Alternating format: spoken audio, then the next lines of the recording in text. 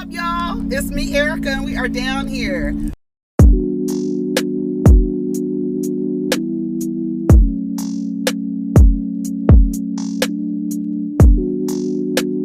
Peace, y'all. Take care of each other. Protect your energy.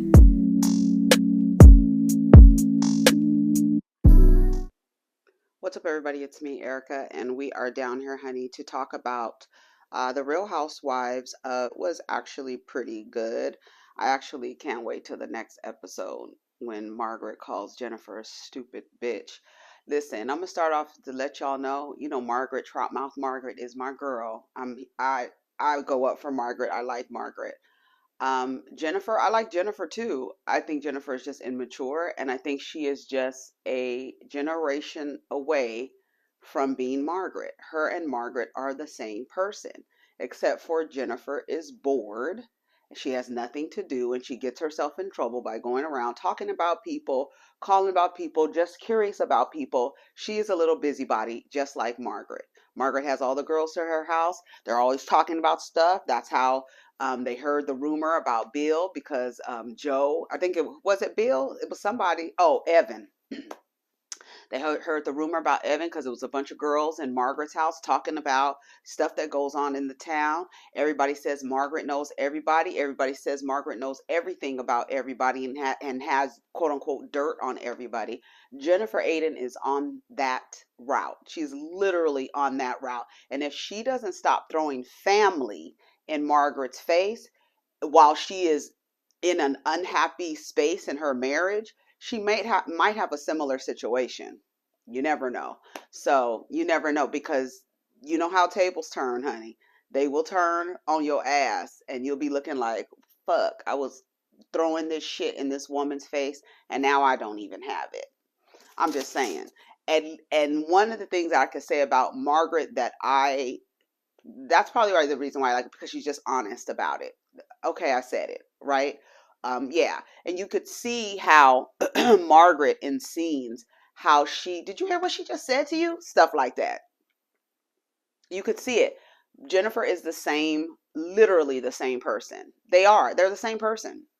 They're the same person. And that's why they keep going back and forth, because I don't know if Jennifer looks at Margaret and thinks about the cheating or looks at Margaret and thinks like this is where my life is going.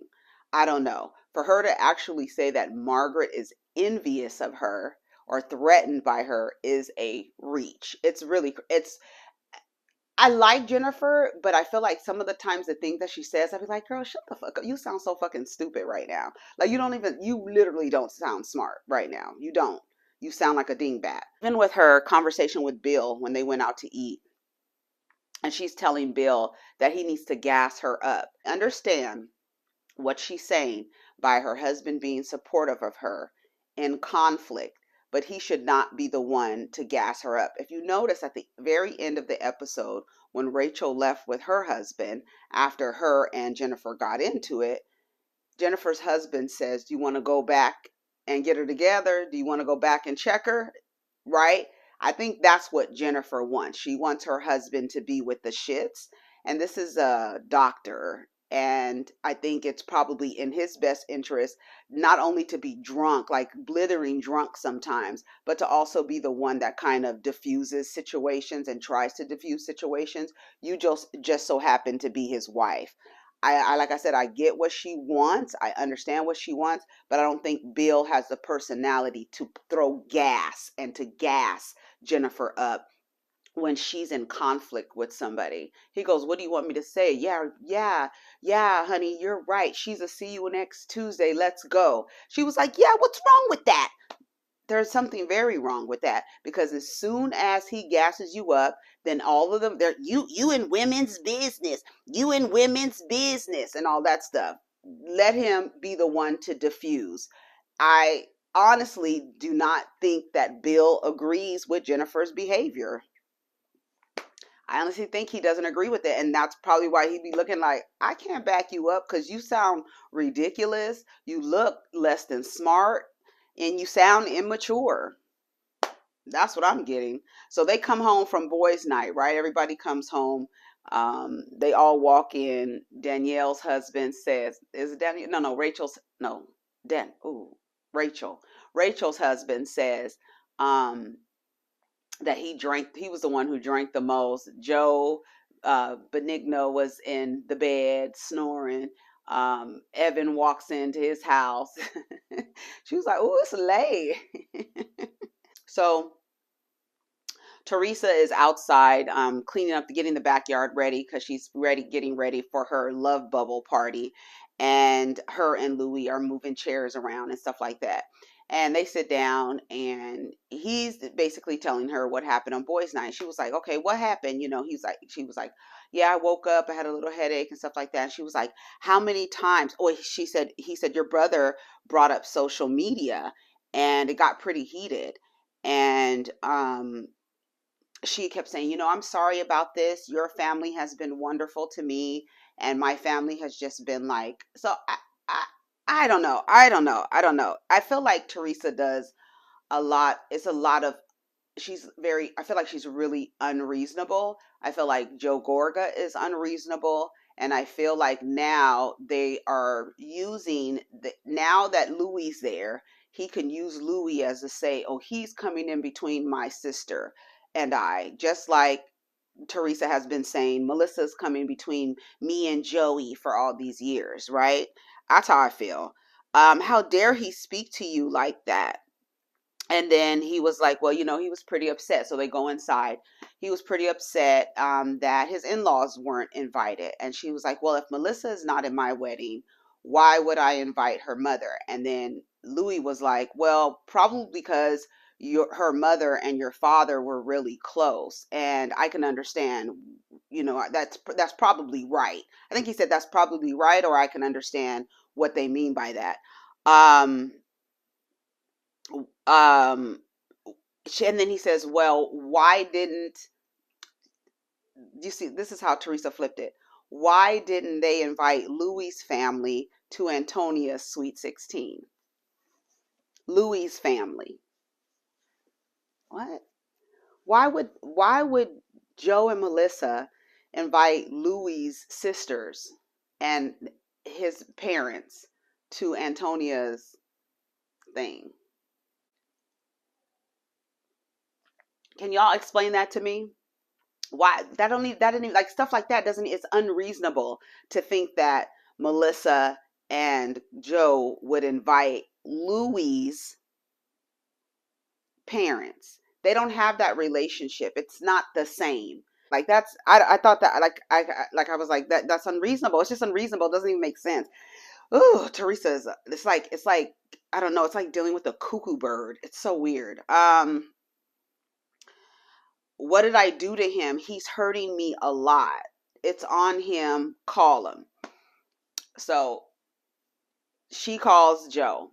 At the same time, Joe and Melissa are at the new house, brought up the podcast, and he said, "I yelled." He told Melissa, "I yelled." And she says, "We were talking about how Teresa." Now, this didn't make sense to me either. You brought food to the table because you filmed with Joe. She said at one time, this is what she's saying on the podcast. At one time, before Teresa went away, they were getting rid of everybody on the show except for Melissa. And Joe Judice did not have anyone to film with as Teresa was going away. And so they filmed with Joe, and that was the way they kept food on the table. We stepped up to the plate. What's so outrageous? He was like, saying not inviting the in-laws is really saying it's a F you. It is. I truly believe that the statement from Teresa, and the fact is she can have whoever she wants in her wedding. But the other fact is there is a statement being made by not including your brother's wife, right? And also not inviting her mother, knowing that her and the father were really close. Somebody in the comments said, "I bet you anything Teresa's mother didn't like Melissa's mother, and that's probably why." So I don't know, but it is a bold statement. that she's making. And she knows she's making a bold statement. She knows what traditions are, what traditions she holds in her culture. She knows that not inviting, not putting even the thing is, for some families, even if Melissa and Teresa had that relationship, Melissa would still be in the bridal party just because it's my only brother's wife. It's my only sister-in-law. That's it. And even if people would actually do that, right? Like, even if we're not getting along, I'm gonna put you in my bridal party, your family, whatever. But she is making a bold statement again, and nothing that the Gorgas do is ever going to please Teresa. I truly believe that Teresa believes like she's some type of like mafia boss or something. And literally, like when Melissa said that, I don't remember what season it was, and she was like, she wants you to kiss her ring, the way she acts. And that it's like the way she acts. I don't understand why she's so hurt by Joe. Can you verbalize what he's done to hurt you? And when you listen to the things that Teresa says, it's like, what? It doesn't make sense. It seems like the most simplest things that bothers her, and that lets me know that she has no intention of mending that, because every single little thing is, oh my god, he's hurting me, all of that stuff. It's just like, girl, it's I'm literally over it. I'm over it. Since she met Louis, right? Since she met Louis, and then he's talking about, I can't help my emotions. So he doesn't know if he's gonna go to the um housewarming party, because he just doesn't want to go. I think it was actually good that he didn't go, because they're not in a good space, and she might have said something that upset him, and everybody would have been looking at Joe trying to see if he react. Just like when she got up on that table and said, "You're our chosen family." It's just like, girl, why would you say that? But it kind of helps Teresa to have this dingbat personality, so she can say things like that. And like Margaret said in her interview, she's going to go, I didn't mean that. I didn't mean it. I didn't mean it. I didn't mean to say that. And then, like, not being able to be excused for not thinking before you speak because you're a dingbat. It's just old. Anyway, so Louis convinces Teresa to call Joe. He gets on the phone. He's like, hey, she didn't say, hey, how are you, or nothing. It was just like, hey, he was like, hey, what's up? And then she was like, what's going on? And he was like, yeah, it's good. It's all good. Like, what are you, like, it doesn't even make sense why you're calling me. What are you calling me for? And then Louis writes down on a book and turns it around to her, and it says, you want peace, you want to make peace. And he was like, yeah, good, it's finito, like, it's good, it's fine. And she says, well, my therapist says that you shouldn't bring up the past, because it's only going to bring up old wounds, and it's just going to recreate more, issues or whatever. And he was like, yeah, I don't want to bring anything up, because it just brings up stuff.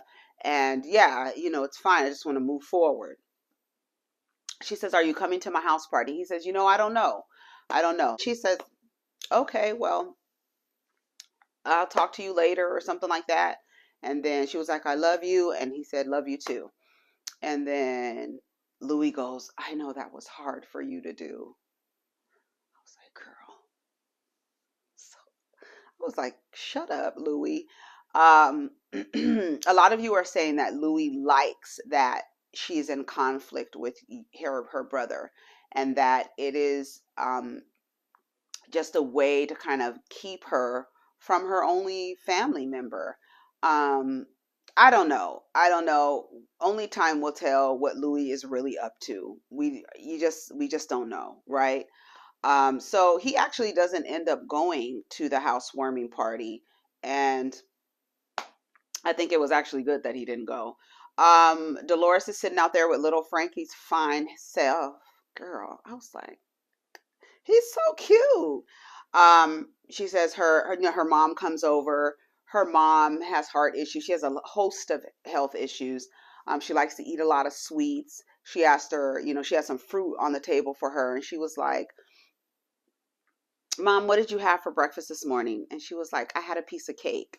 A piece of cake for breakfast? Like, she was like, well, that was only one time this week. And so Frankie was there. They were sitting around, and little Frankie Jr., he asked his mom, like, what's going on? No, first the mom asked her, how's Paulie, how he's doing? He's doing fine and all this other stuff. And he's very protective over Dolores, and Frankie Jr., little Frankie, he likes that. He says, but what's going on with Paulie and Dad?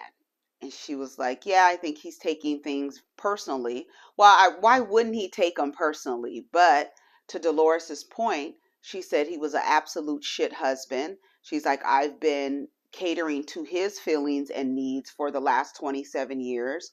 And I've always taken Frank's feelings into consideration in the way that we keep this family together. And it's always been about, doing for him. She says, and now I'm doing for me. Frank will just have to get over it, and y'all will have to get over it. And that's just what it is. She told the girls at the housewarming party, y'all just gonna have to get over it. Frank is just gonna have to get over it. I'm focusing on Paulie, and I applaud Dolores for that, because I do believe that part of the reason why Dolores always catered to Frank's feelings is because they're those kind of, I don't want to say male identified, but put the male first, put the man's feelings first. No matter what he did to you, always make sure that his needs are met in some weird way. And I believe that that's what Dolores did. And I'm glad that she's saying, no, I'm putting my feelings first this time. I'm 50 fucking 2 years old. I'm always putting everybody's first. My kids are grown. I'm living my life. We don't need to be together all the time. These kids are grown now, right? I do feel like Dolores shouldn't completely discard Frank, but I believe that her creating those boundaries is perfect. Jennifer and Bill go out to dinner, and they sit down talking about the son has an upcoming prom and he wants a party bus. She said, he's kind of, protesting the party bus. He doesn't think he should have a party bus. As soon as the kids ask you for something, you give it to them. And she says, well, in her interview, she says they had a rough year for what you did, right? So Jennifer is now kind of tackling or confronting, you know, what his infidelity, right? Because she essentially ignored it, because she would be a single mother of 5 with what kind of background, right? She's dependent on Bill. Now she has her Real Housewives of New Jersey checks. I hope that she's stashing and putting away whatever she's doing. And I hope that she's also doing other things outside of the Real Housewives of New Jersey to kind of build on the platform, right? Like a lot of women in these where they're financially dependent on their husbands, and they come to this show, they make a little money, and then they end up getting divorced. I'm just saying, if you can start from Orange County all the way to the most recent divorces. I don't know what Ashley is down there doing. I don't know. We'll talk about Drew and Ralph in a second in another video. But that's what happens, right? I hope that's what she's doing. She says, you got a new Ferrari. How was that my fault? I didn't understand what she meant by that. If you can explain to me what she meant by that, because she said, you went out, I thought you were getting, I guess, an older Ferrari, you got a new Ferrari, and how is that my fault? I didn't get that. I didn't understand that. So if somebody can explain to me what they think she meant by that, I'm not sure. She says, why is it so easy to make me the scapegoat? And I think you take my love for granted because I forgive you all the time.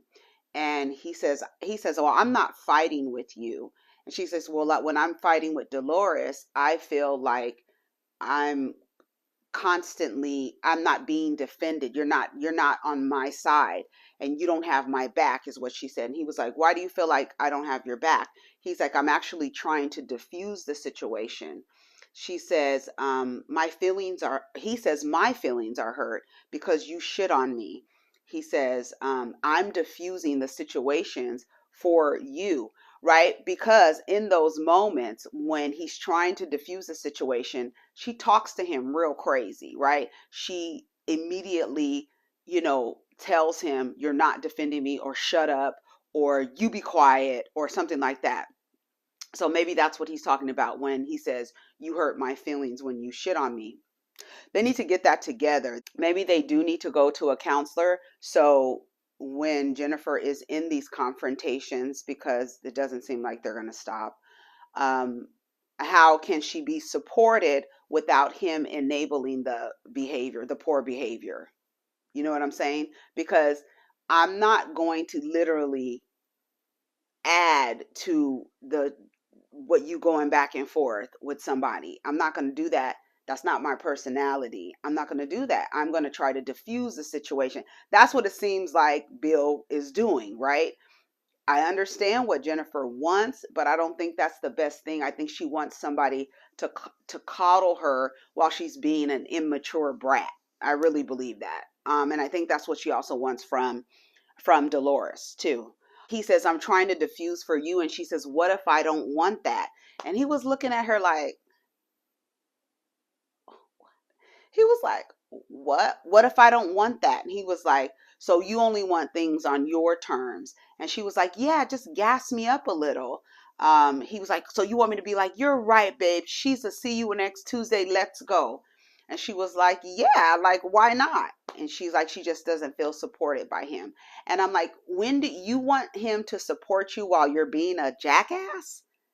And that's where you don't feel supported. When you're in confrontation and you're acting like a buffoon, you want your husband to support you in your buffoonery. And then he even tried to say, like when we're talking to our kids and we're telling our kids, and she was like, you know what, Bill, I'm tired. He was like, okay. Like, I don't know if he's trying to tell her, like, what example are you setting if we both are just acting like complete buffoons when conflict arises? I don't know. I just feel like it is an unreasonable ask. I would want support in other areas, not support when I this is when I feel like Bill should step in. It's like when it gets heated. Like first you're just arguing with Margaret, you're just arguing with Dolores. You're going back and forth. You're a grown ass woman. I'm not going to do anything. I'm not going to say anything. I'm not going to step in.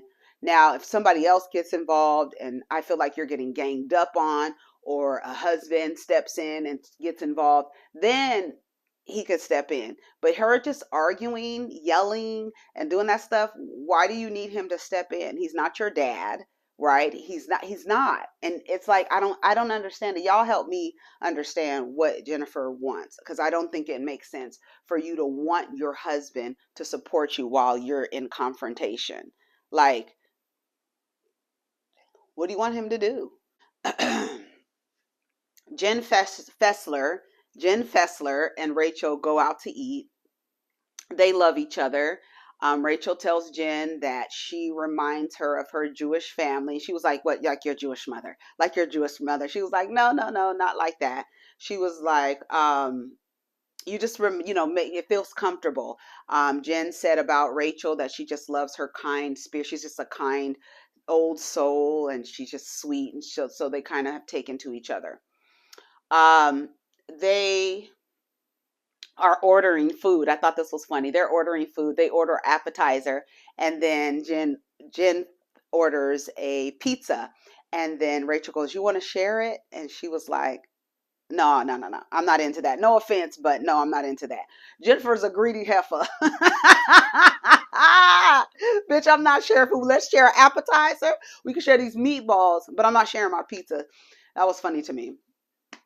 And then she showed a picture. She showed some old pictures of herself, and she said, well, when I was Rachel's age, I was the same weight as Evander Holyfield. She's funny. She's funny. She's funny. Jen Fessler has a good sense of humor. So a keeper. I like her so far. So they talk about the mozzarella party, and she says that Jennifer Aydin asked her about her nose job, and she was like, did you get your nose? She was like, yeah, she got her nose job. And she was like, is that your nose? That's what she said. And she was like, no, I've had work done. And this was at the mozzarella party. And she said that, so when the party was over, Jennifer Aydin called Rachel and said, I apologize for asking you about your nose, because I had a nose job and I didn't really like it. So and ironically their noses kind of look alike. So maybe that's why she thinks she didn't like her nose job. But I haven't seen, well, I think they showed some pictures of Rachel when she was bodybuilding, and I wanted to look at her nose. I wanted to pause and look at her nose, but I didn't care enough to do it, because I was like, oh, that's probably when she had her old nose. But she said when Jennifer called her to apologize about bringing up her nose job, that she brought up Dolores, which is not a smart move, right? Because Dolores and Rachel, she was like, I don't know if she knows that I'm friendly with Dolores. I've known Frank and his on and off girlfriend for 10 years. Calling me to talk about Dolores wasn't a smart move. And she said, she told her, like, I don't want to be involved in this conversation. She was like, oh, no, I'm just giving you some history about me and Dolores. And she was like, okay, well, girl, okay, bye. And she hung up. Then Jennifer Fessler says that Jen called her after the party, called her to ask her about a referral for couples therapy, because they mentioned therapy at the party. And then Jen F, she says that, the couples therapy helped her and her relationship with her husband. And so Jennifer Aydin was going to call her to see if she can get a referral. She says when she called her to talk to her, she started talking about Margaret. I'm telling you, Jennifer Aydin is a busybody. She's a bored little busybody, literally. She's like Pearl from 227, sitting on the damn stoop, sitting on the windowsill, watching all the shit go around. Bonita Betrayal on fucking In Living Color. You ain't heard it from me, right? Just a little busybody town gossip. You live in a small town. You don't have nothing. Doesn't seem like you have anything going on for yourself besides your family. Your children are school age. So during the day, what are you doing? Calling your girlfriends, gossiping. Margaret used to do, or probably still does, the same thing. I'm telling you, Margaret and Jennifer are the same person. They are. She's like, she said that Margaret was jealous of her. She was like, I was sitting there dumbfounded. I couldn't believe that she was saying that on the phone with me. She has big balls, right? She was like, I've been really cool best friends, she said, with Margaret for 3 years. And they both said it comes off manipulative. And she's like, it's like high school. It's literally like high school shit. And I truly feel like Jennifer Aydin is stuck in that age like that. I feel like she's somebody said arrested development. It does. It just seems like she's stuck. And then like, it's like you're this grown woman who wants your husband to support you while you're acting a fool. Like, it's like, girl, are you serious? Like, when do you mature? Like, you don't even have an understanding. Like my husband, girl, I be going off on people. My husband will not step in at all because he does not support me when I'm doing shit like that. I feel like that's more reasonable. He tries to diffuse the situation when I'm getting loud with people. He does not jump in. He doesn't even have that personality. Some other husbands might have that personality. Like Rachel's husband, he told her, "Do you want to go back and say something to her?" She was like, "No, she's low class." So and they ended up leaving. There are some husbands who do that. Your husband's not going to do that, and the fact that you're asking him to support you while you're acting a fool is it's just weird. It's just weird. It's childish, immature, not childish, immature. Rachel says that her mother used to tell her, if there's a red flag waving, best believe there's a circus coming or a parade coming. She was like, it's a red flag. Jennifer Aydin is a red flag.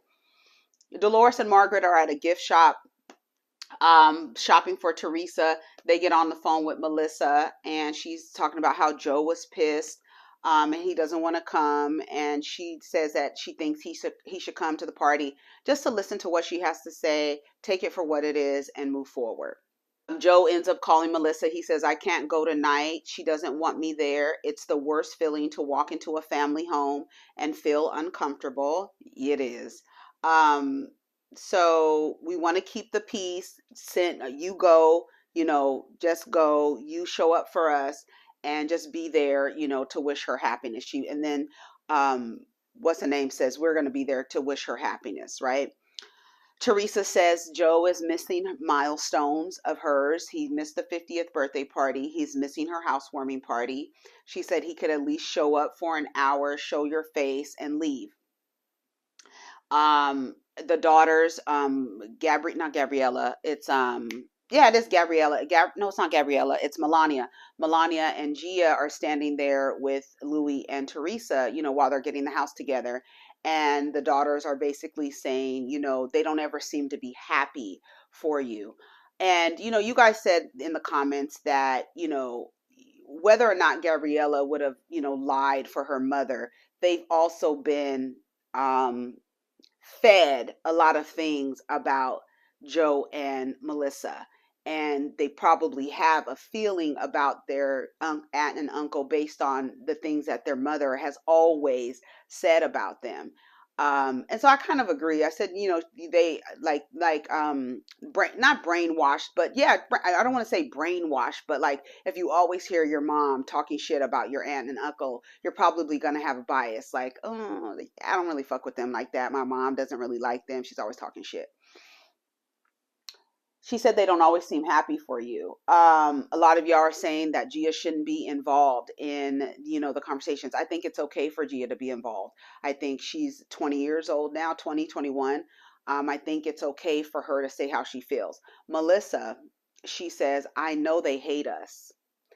And the way that they interacted at the housewarming party was very awkward. The way they cut that scene, that little piece of scene with Melissa and Gabriella and Gia was very awkward, right? And you see next week, Melania says if Joe doesn't come to the wedding, she's never speaking to him again. Everyone's showing up. Jennifer called Jen to talk about me. So they're like, the girls are talking, right? Like, can you believe she called her to talk about me? This is what Margaret is saying to Jackie. Margaret is saying to Jackie, she was saying that I was envious of her. She plays the professional victim. It makes her feel better, basically, to talk shit about people. Do you think that Jennifer Fessler wasn't going to come and tell me, you bonehead? Bitch, when Margaret called Jennifer a bonehead in her interview, I screamed.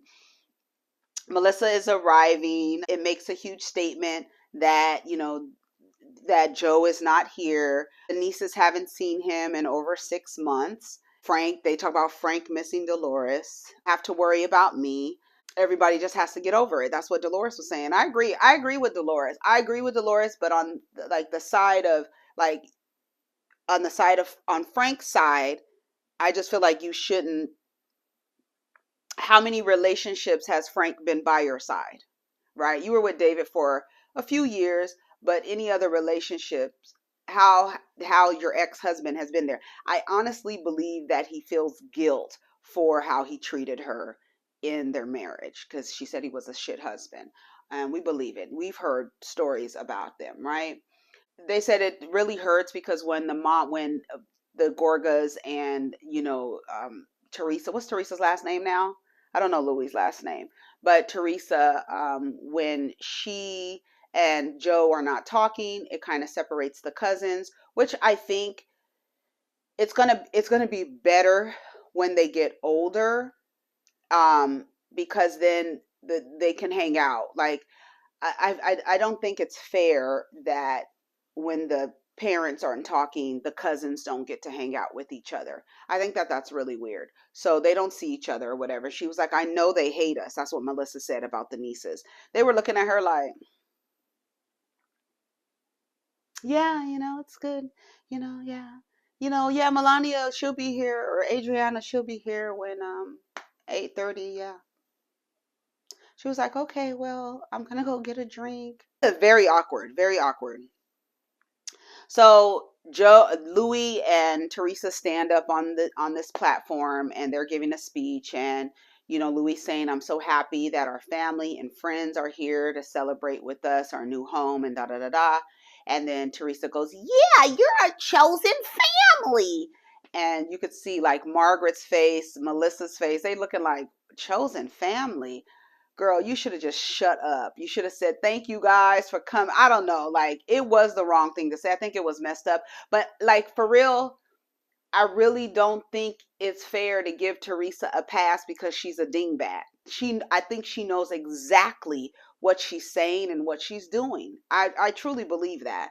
And then somebody, somebody said, please. I think that was Margaret when Teresa said, you guys are our chosen family. And then you hear somebody say, please. It's always people talking shit when somebody's giving a toast. Like, girl, shut up. Why are you lying? Right. And so when they were at the end of their little speech, someone says, we miss you, Joe. It sounded like Bill. I wasn't sure who it was. I wonder who said that. Y'all let me know who you think said that, because it was off camera. Margaret goes over to Melissa and she was like, that was a dick thing to say. She was like, it was very mean for her to say that. And she was like, it's hurtful. And then Melissa was like, yeah, I just feel bad for my husband. And then Melissa, she like goes into the bathroom and she, trying to squeeze out a tear, and she's in the bathroom. You can hear her, sniffling and crying or whatever. And then when she comes back out, she tells Jackie, oh, I accidentally poked my eye, in case you're wondering. Girl, what? Melissa, are you really that emotional about that? Like, I don't know. Like, Melissa, I don't know. I feel like it's a lot. I feel like it's like extras put on something. I really do. Jackie tells Melissa she doesn't like Danielle. Rachel's cool. I just don't like Danielle. She says, well, I'm gonna tell you what, I did tell her about your comments about her wardrobe, and she was like, oh, I'm not mad at that. She is a horrible dresser. And she was like, I don't give, she basically said she don't care. She's insignificant to her. I said, okay. So then Danielle hears her, like they hear them talk, they're very close to each other. So she was like, wait, let me get into this. They picked the right girls. Danielle says, let me get into this. She was like, is this appropriate? What I have on, is it appropriate? Or does it look like it just came out of the hamper?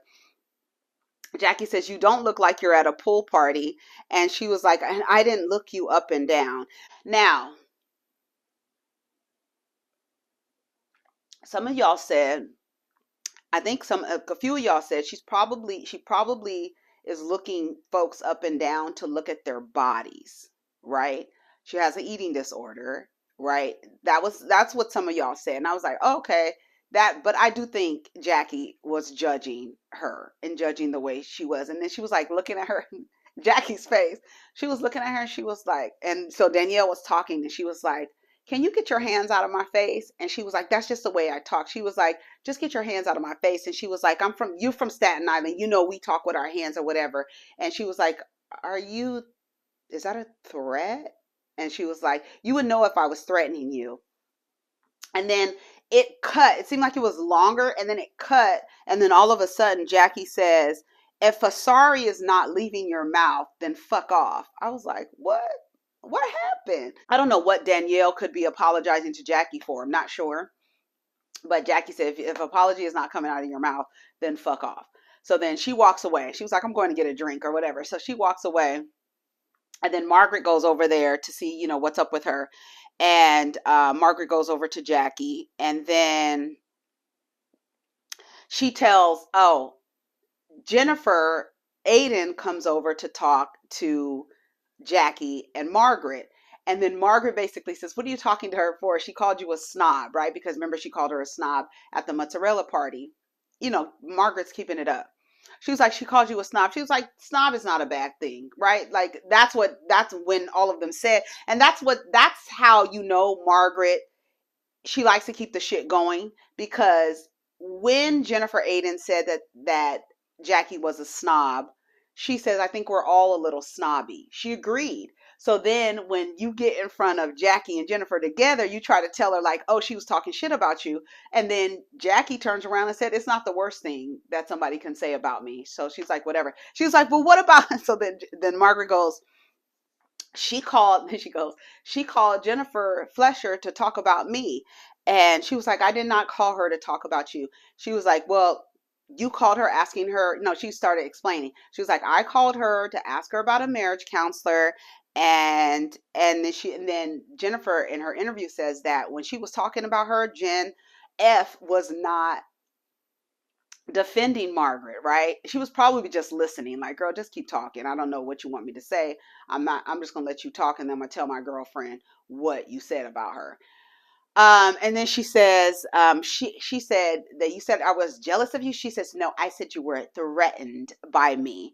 And she was like, all the stuff last year that you had going on, that you were brought up about me. I don't think it was just about an infidelity. Basically, I think you're envious of. I guess she's trying to say you're envious of me having a family. That's her constant dig at Margaret is I have a family, you don't, you fucked up your family, your kids don't talk to you. That's her constant dig at Margaret, right?